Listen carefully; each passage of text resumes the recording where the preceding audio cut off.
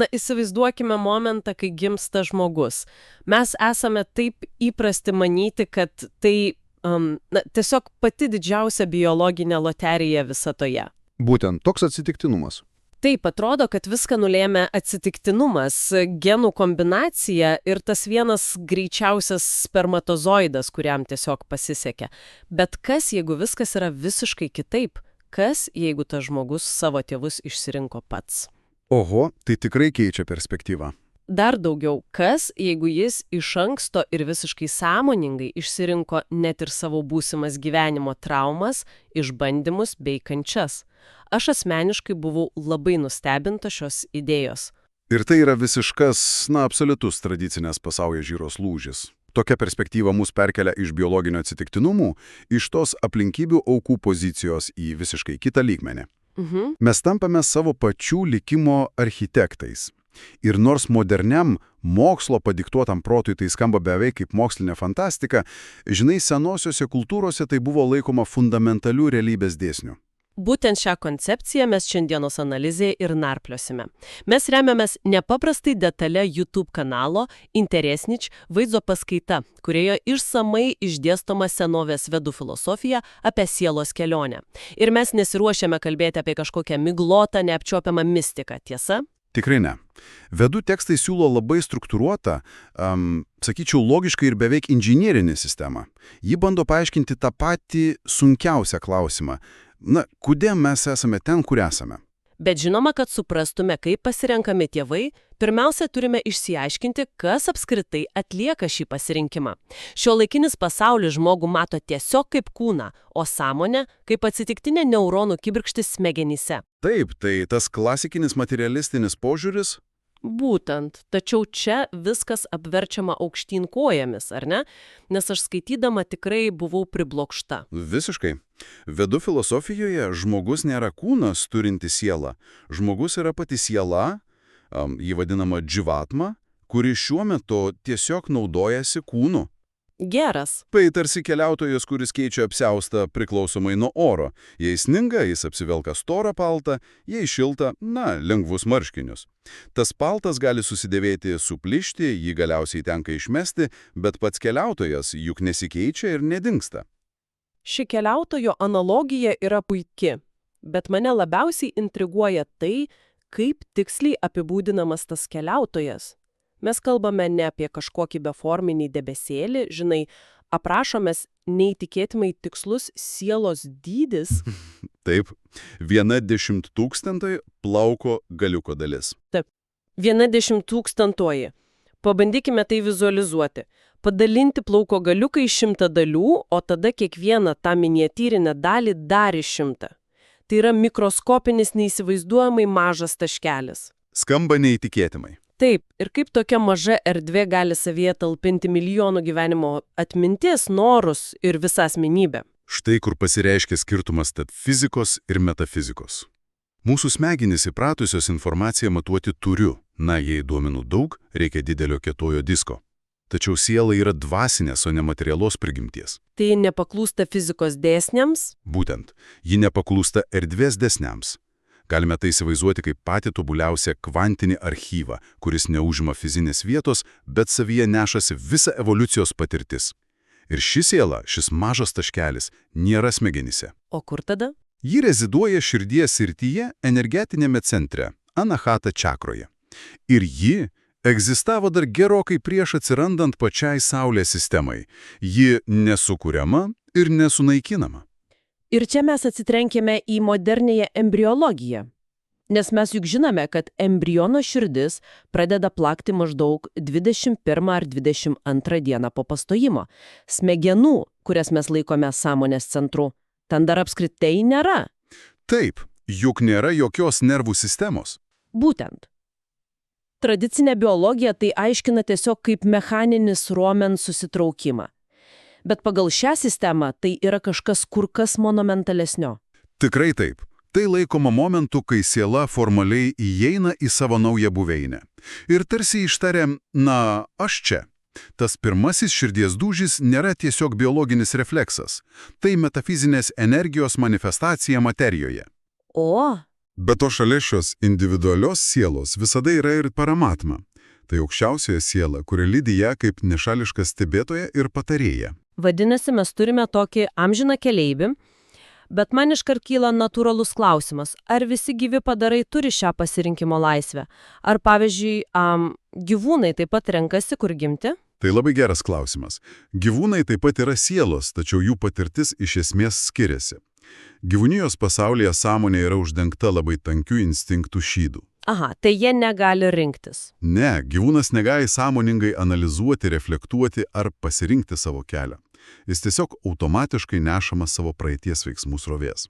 O žmogaus forma yra unikali. Jis suteikia intelektą ir galimybę iš pasyvaus keleivio tapti laivo kapitonu. Supratau. Tik žmogus turi laisvę rinktis, kuria kryptimi sukti vairą. Ir tai reikalauja tos amžinybės, apie kurią kalbėjome. Nes be jos tas išankstinis pasirinkimas tiesiog neturėtų prasmės. Gerai, jei mes esame tie kapitonai laisvi rinkti savo kryptį, prieiname prie didžiulio loginio konflikto, bent jau man tai pasirodė. Kokio konflikto? Kodėl mes matome tiek daug skausmo? Kodėl žmogus pasirenka gimti giliame skurde, karo nuniokotoje šalyje ar šeimoje, kurioje patirs tik smurtą ir atstumimą? Atrodo, kad ne vienas sveiko proto kapitonas nesuktų savo laivo tiesiai į uraganą. Tai bene dažniausias argumentas prieš sielos pasirinkimo idėją, bet atsakymas slypi karmos mechanizme. Vakarų pasaulyje mes įpratome karmą matyti kaip kosminę baudžiamąją sistemą. Taip, kaip akis už akį. Būtent. Tačiau iš tiesų karma nėra kalėjimas ar bausmė. Tai yra visatos pedagoginis principas. Tai architektūra, kurioje vyksta mūsų pasirinkimai. Savotiškas mokymo planas. Man labai patinka karmos rūšių paaiškinimas pasitelkiant prekybos centro analogiją. Skaitant tai pasidarė kur kas aiškiau. Taip, tai puikus būdas tai suprasti. Įsivaizduokime sančitą karmą kaip milžinišką begalinį logistikos sandėlį. Jame guli absoliučiai viskas, ką mes padarėme per milijonus praeitų gyvenimų. Visi poelgiai, visos mintys. Visas mūsų praeities bagažas. Tada turime praradhą karmą. Tai yra mūsų pirkinių krepšelis, kurį mes susirenkame būtent šiam konkrečiam gyvenimui. Tai tie vaisiai, kurie jau subrendo ir suformuos mūsų gyvenimo trukmę, sveikatą, tėvus. Būtent šiam gyvenimui, taip. Ir galiausiai kryja mano karma. Tai patys veiksmai, kuriuos darome dabar, kraudami naujas prekes į tą didįjį sandėlį ateičiai. Bet palaukite, ar siela tikrai sąmoningai vaikšto po tą sandėlį ir galvoja, šiandien į krepšelį įsidėsiu šiek tiek muzikinio talento, šiek tiek skurdo ir galbūt lėtinė liga 40? Skamba absurdiškai, žinai, bet tik tol, kol mes vertiname situaciją iš savo ego, iš mūsų asmenybės perspektyvos. Aha, suprantu. Mūsų ego siekia komforto, saugumo ir malonumų. Tačiau siela vertina visiškai kitus dalykus. Jos tikslas nėra patogus gyvenimas. Jos tikslas yra evoliucija ir pamokų išmokimas. Veikia vadinamasis garstyčios grūdo dėsnis. Kas tai per dėsnis? Tai reiškia, kad siela turi pasirinkimo laisvę, bet tik tų aplinkybių rėmuose, kurias pati susikūrė. Paramata, toji aukščiausioji patarėja, neprimeta plano, bet ji parodo ilgalaikę perspektyvą. Ji gali pasakyti, žiūrėk, šis kelias bus nepaprastai skausmingas fizinėme pasaulyje, bet per šį skausmą tu išmoksi nuolankumo ir padarysi didžiulį dvasinį šuolį. Geras. Tai primena ateimą į sporto salę. Tu sąmoningai prašai trenerio pačios sunkiausios programos, nes tavo tikslas yra užauginti raumenį. Bet kai jau darai tą pratimą ir viską beprotiškai skauda, tu nekenti ir to trenerio, ir tų svarmenų. Visiškai tiksli analogija. Siela renkasi ne komfortą, o būtent tą patirtį. Net jei mums trumpalaikėje perspektyvoje tai atrodo kaip beprasmi kančia. Gerai, tarkime, siela turi savo pilną pirkinių krepšelį, savo išsirinktą programą. Kaip tada tas krepšelis atsiduria prie konkrečios kasos? Kaip siela užrakina savo pasirinkimą prie dviejų konkrečių žmonių žemėje, kurie taps jos tėvai? Juk mes kalbame apie tėvų magnetą, tiesa? Čia mes periname prie vibracinio rezonanso arba traukos dėsnio. Tai neįvyksta atsitiktinai tarsi metant burtus. Siela nenumaldomai traukia tie tėvai, kurių vidinės vibracijos, slapti troškimai ir psichologinės tendencijos, kurios vadinamos vasanomis, atitinka tuos sielos karmos dalį. O dėmesė tai dvipusis procesas. Panašus pritraukia panašu. Taip, tėvai nėra tik pasyvi scena, veikia kaip radio imtuvas. Kokiu dažniu tėvai transliuoja savo gyvenimo būdą, mintis ir vertybės, būtent tokio lygio stotį, tai yra siela, jie ir pagauna. Pala, čia man darosi šiek tiek nejauku. Jei naudosime šią radio analogiją, ką tai reiškia šeimoms, kurios yra absoliučiai destruktyvios? Jei gimsta vaikas šeimoje, kurioje patiria nuolatinių smurtą ar apleistumą, ar mes tikrai sakome, kad vaikas pats išsiuntė užklausą šiam smurtui, o tėvai jį pritraukė, tai skamba kaip atviras aukos kaltinimas? Sutinku, tai be galo jautrus ir svarbus momentas. Ir suprantama, kodėl tai sukelia pasipriešinimą. Tačiau ši filosofija nėra apie kaltinimą. O apie ką tada? Tai yra apie atsakomybės grąžinimą ir mechanikos supratimą. Tėvai destruktyvioje šeimoje galbūt nesėdi ir nesąmoningai neplanuoja kažkaip specialiai pritraukti sielą, kad galėtų ją kankinti. Tačiau jų neišspręstos problemos, jų agresija, sukuria tam tikrą vibracinį lauką. O siela į šį lauką ateina ne todėl, kad nusipelnė bausmės, bet todėl, kad praeituose gyvenimuose sukūrė situacijas, kurias dabar reikia subalansuoti. Veikia švytuoklės dėsnis. Kaip tas švytuoklės dėsnis pasireiškia praktikoje? Na pavyzdžiui, buvęs tironas viename gyvenime, kitame gali gimti bejėgių kūdikių toje destruktyvioje šeimoje, kad savo kailiu patirtų, ką reiškia būti priklausomam nuo kitų malonės. Tai žiauri, bet evoliuciškai būtina pamoka empatijai išugdyti. Taip randamas balansas. Vadinasi, tai nėra, tu pats kaltas, o veikiau tai yra pasirinktas kursas. Bet ar mes galime tą radijo stotį suderinti sąmoningai, kad išvengtume tokių dramų? Be abejo. Nes šiuolaikiniai tėvai ruošiasi pastojimui, gerdami foliją rūgštis, atsisakodami alkoholio. Tačiau čia prašoma praktika vadinama garba sanskara. Tai yra sąmoningas pasiruošimas pastojimui, kuris trunka mėnesius ar net metus. Taip, ir tai puikiai rodo, koks ribotas yra mūsų modernus požiūris.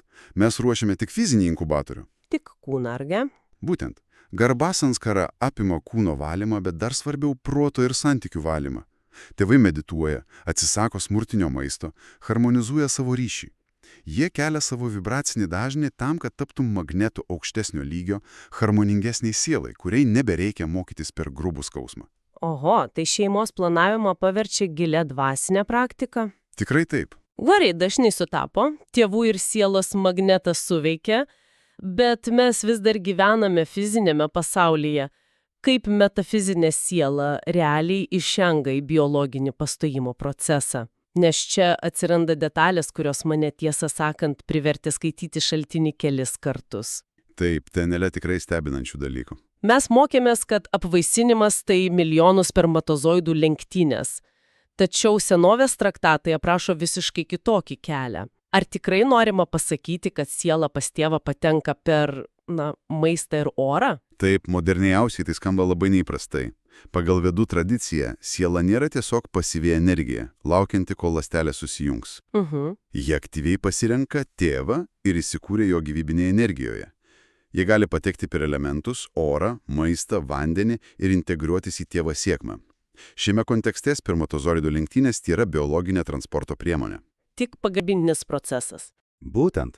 Siela laukia tobuliausio karmos požiūrių palankiausio momento, kai motinos fizinė ir emocinė būklė yra tinkamiausia ir tada tarsi elektros kibirkštis peršoka į susijungusią ląstelę. Bet palaukite, jei siela valdo šį procesą su tokiu tikslumu, vadinasi, idėja apie netyčinį pastojimą paprasčiausiai neegzistuoja. Visiškai neegzistuoja. Jei kažkas sako, mums nepavyko su kontracepcija, iš tiesų tai reiškia, kad siela pasakė, ne, jūsų barjerai manęs nedomina, aš ateinu dabar. Skambo kaip labai stipri sielos valia. Būtent taip ir yra. Materialūs barjerai negali sustabdyti stiprios sielos valios ir karmos jėgos. Jei laikas subrendo, pastojimas įvyks. Įdomu ir tai, kad lytis taip pat nėra tik X ir Y chromosomų atsitiktinumas. Tikrai? Lyti irgi renkasi sielą? Taip, lytis sielų pasirenka pagal tai, kokių pamokų reikės. Tradiciškai vyriškas kūnas pasirenkamas, kai sielai reikia patirčių susijusių su išoriniu aktyvumu, lyderystę. O moteriškas kūnas pasirenkamas gilioms, kantrybės, vidinės stiprybės ir rūpesčio pamokoms. tai instrumentai specifinėms užduotims atlikti. Geras. Ir tada prasideda 9 mėnesiai iščiuose. Šaltinyje teigiama, kad visą tą laiką siela išlaiko pilną atmintį. Ji prisimena savo praeitus gyvenimus. Jie tiksliai žino, kodėl pasirinko šiuos tėvus ir ką atėjo nuveikti. Tačiau tada įvyksta gimimas. Tas perėjimas į fizinį pasaulį. Taip, skausmas, temperatūrų kaita, spaudimas prabundant. Ir su pirmuoju įkvėpimu visiška amnezija. Mes praleidžiame 9 mėnesius žinodami visas visatos paslaptis, o tada viską pamirštame. Skamba kaip žiaurus pokštas. Iš pirmų žvilgsnių taip. Kam reikalinga tokia trumparegystė? Jei jau mes patys susidarėme šį mokymosi planą, argi nebūtų lengviau jį vykdyti žinant instrukcijas? Aš bent jau norėčiau turėti tą atmintį. Atrodo nelogiška, bet ši amnezija, šis atminties praradimas yra būtina laisvės valios ir tikros evoliucijos sąlyga. Įsivaizduokime atviros knygos egzaminą, kuriame žinome, kad tai tik simuliacija. Jei mes prisimintume, kad tie žmonės, kurie mus įskaudino, iš tiesų yra sielos, kurios sutiko suvaidinti šį vaidmenį mūsų pačių prašymų, mes niekada neišgyventume tikro pykčio. O jei neišgyventume pykčio, neišmoktume atleisti. Būtent. Niekada neišmoktume tikro gilaus atleidimo. Atminties netektis leidžia sielai nuoširdžiai ir autentiškai reaguoti į gyvenimo iššūkius, nesijausti, jog patys savo uždavėme šios sunkius namų darbus. Mes turime pamiršti atsakymus, kad iš tikrųjų išlaikytume egzaminą. Žinai, tai paaiškina daugumą mūsų kasdienių dramų ir konfliktų. Bet mes privalome paliesti dar vieną, turbūt pačią sunkiausią temą šiame tyrinėjime. Taip, tai tema reikalaujanti daug jautrumo. Kaip paaiškinti situacijas, kurios peržengia bet kokio tradicinio mokymosi ribas? Turiu omeny vaikus, kurie gimsta su itin sunkiomis, nepagydomomis fizinėmis ar protinėmis negaliomis. Kaip galime sakyti tėvams, kurie visą gyvenimą turi prižiūrėti neįgalų vaiką ir gėdytos normalaus gyvenimo idėjos, kad tai buvo savanoriškas sielos pasirinkimas? Materialistiškai tai juk tragedija. Tai pats giliausias šios filosofijos taškas, kuris reikalauja didžiulės empatijos. Kad tai suprastume, turime pažvelgti į sielų raidos lygius. Yra jaunos sielos, vis dar besimokančios bazinių karmos dėsnių, galbūt neseniai buvusios gyvūnais. Aha. Tačiau yra ir ypatingai pažengusios, išsilaisvinusios sielos, vedose vadinamos nitya sitha arba mahatmomis. Jų karma jau išsemta, joms nebereikia gimti, kad kažko išmoktų savo. Tai kodėl jos apskritai gimsta? Kai tokia siela ateina į žemę, ji gimsta išimtinai iš gailestingumo. Jos gimimas yra tarnystės aktas. Norite pasakyti, kad vaikas su sunkia negalia nėra karminė bausmė ar sulūžęs biologinis mechanizmas, o atvirkščiai labai aukšto lygio siela, kuri savanoriškai sutiko būti įkalinta apribotame kūne? Tikrai taip. Bet vardan ko tas pasiaukojimas? Kaip tai gali būti pasiaukojimas? Vardan aplinkinių evoliucijos. Visoje šioje analizėje mes matome, kad gyvenime rolės nėra fiksuotos. Tėvai, kuriems gimsta toks vaikas, pereina per neįsivaizduojamą šoko, pykčio, bejėgystės, o galiausiai ir gilaus susitaikymo procesą. Ir transformacijos. Būtent. Materialiame pasaulyje atrodo, kad tėvai prižiūri bejėgį vaiką. Tačiau dvasinėme lygmenyje įvyksta radikalus vaidmenų apsvertimas. Tėvai tampa mokiniais, o tas vaikas, net jei jis niekada neprabils nei vieno žodžių ir nežengs nei vieno žingsnio, tampa jų guru. Oho, tai tikrai radikalus požiūrio poslinkis. Jo vienintelis buvimas keičia visos šeimos, kartais net ir bendruomenės vibraciją, priversdamas išmokti pačios aukščiausios pamokos, mylėti be jokių lūkesčių, be jokių sąlygų, tiesiog už tai, kad tu esi. Tai yra absoliutus dvasinis greitkelis abiems pusėms. Tai visiškai keičia žvilgsnį žmogų. Vaikas nebėra auka, jis yra mokytojas.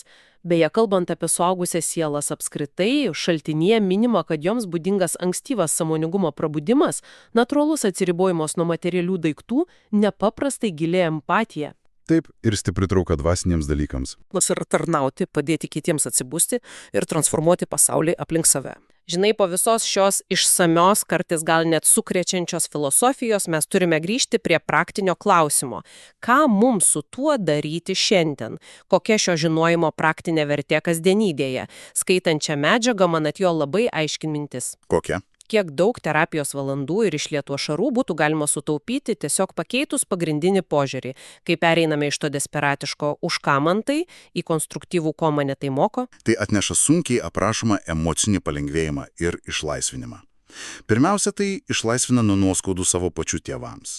Mes nustojame gyventi iliuzijoje, kad galėjo būti kitaip. Taip, kad jei tik jie būtų mane labiau mylėję, viskas būtų buvę kitaip. Būtent. Tėvai nebuvo tobulai geri ar blogi. Jie buvo tiksliai tokie, kokių vibracijų ir kokių pamokų reikėjo mūsų pačių sielos suformuotam kursui. Mes gavome lygiai tai, ką buvome užsisakę. Ir lygiai taip pat tai nuima milžinišką kalties naštą nuo pačių tėvų pečių. Ypač kai tėvai graužiasi dėl nepateisintų lūkesčių, kad vaikas pasirinko ne tą kelią. Ši perspektyva primena, kad vaikas atėjo gyventi savo, o ne tėvų likimu. Žmogus nustoja būti auka ir tampa mokiniu. Gyvenimas iš chaotiškos atsitiktinumų virtinės virsta prasminga, struktūruota kelionė. Mes galime daryti įtaką savo kryjamaną karmai. Taip, tiems veiksmams, kuriuos atliekame čia ir dabar. Asmeninė vertė čia yra didžiulė. Mes nesame biologiniai atsitiktinumai. Žinojimas, kad egzistavome prieš šį kūną ir patys iš savo laisvos valios atėjome čia mokytis, suteikia galingą orumo ir prasmės jausmą. Gyvenimas yra mokykla, kurią mes galime sėkmingai baigti. Kokią įspūdingą distanciją mes ką tik įveikėme šiame tyrinėjime. Nuo to plauko galiuko dydžio mikroskopinio sielos taškelio iki milžiniškų karmos sandėlių. Nuo magnetinės tėvų traukos ir to paslaptingo radijo imtuvo derinimo iki to jautraus supratimo, kad net patys pažeidžiamiausi vaikai iš tiesų tampa didžiausiais mūsų mokytojais. Tai tikrai perrašo taisyklės, kaip mes vertiname save ir žmonės aplink mus. Ir todėl pabaigai norisi palikti vieną provokuojančią mintį klausytojams, praplečiančią šaltino rėmus. Jei tikrai tiesa, kad mūsų siela dar prieš gimdama pati sudarė šį mokymosi planą, galima pagalvoti apie patį didžiausią, patį sunkiausią iššūkį, su kuriuo susiduriame būtent dabar.